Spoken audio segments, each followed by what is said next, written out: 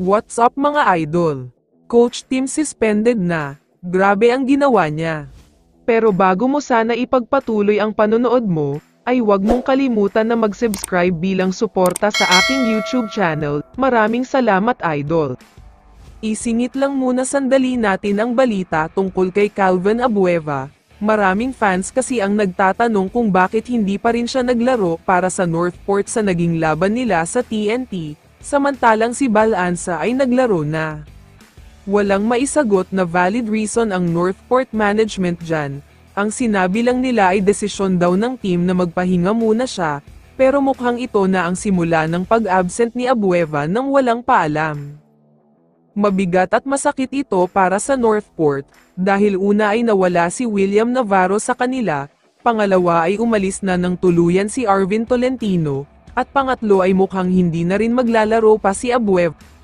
Samantala, lumipat na tayo sa napakaganda pero controversial na laban sa pagitan ng Barangay Ginebra at Meralco Bolts. Sa simula pa lang ng laban na ito ay ramdam na talaga na hindi maayos ang pag-officiate ng mga referees. Pati nga ang mga magagaling na commentators na sina Dr. J. Andy Howe at Magu Margen, ay napapatanong kung bakit ang daming maling tawag. Dapat ayusin daw dahil hindi talaga tama ang mga itinatawag nila.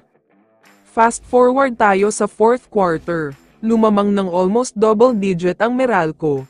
Pero alam naman nating lahat ang never say die attitude ng Ginebra. Kaya naman nakadikit talaga sila at may chance pa manalo. Pero sa endgame ay sunod-sunod ang mga maling tawag ng mga referees. Pabor talaga sa Meralco ang mga tawag nila. Yung tipong harap-harapan na nila nangyayari pero mali-mali ang tawag, kaya dalawang technical foul ang nangyari kay Coach Tim. Kaya naman tinitigan na lang niya ang official stable dahil sa walang kwentang mga referees, nagmura siya at kung ano-ano pa. Kaya naman after ng 2 technicals ay ejected siya sa laro, sobrang tagal na noong huling nangyari ito. Pero ayon naman sa mga kumakalat na balita, hindi daw natuwa si Commissioner Willie Marshall sa asal ni Coach Tim, hindi naman daw kailangan pumunta at dumiretso pa sa official stable para magreklamo, masyadong exaggerated pa daw. Kaya naman posibleng magkaroon daw siya ng suspension dahil sa ginawa niya. Okay lang magreklamo pero sobra daw ang ginawa ni Coach Tim, kaya posibleng masuspend siya lalo na't ayon sa mga kumakalat na balita ay hindi talaga natuwa si Kume. Kaya naman kung ikaw ang tatanungin idol, ano ang masasabi mo sa balitang ito? I-comment mo naman ang sagot mo sa tanong na ito. So dito na nagtatapos ang video na ito. Maraming salamat sa pagsuporta at panonood mga idol. Ingat at bye-bye.